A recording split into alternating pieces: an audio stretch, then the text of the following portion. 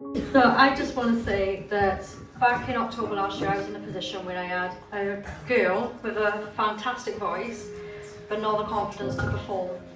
And so I took it upon myself to sign up to VOTV, not really knowing what to expect. And now we're in a position, thanks to Joey, where she's able to get up on stage and perform, and she performs really well. And she even had the confidence to take part in Eurovision, and she got to the finals. And I do believe we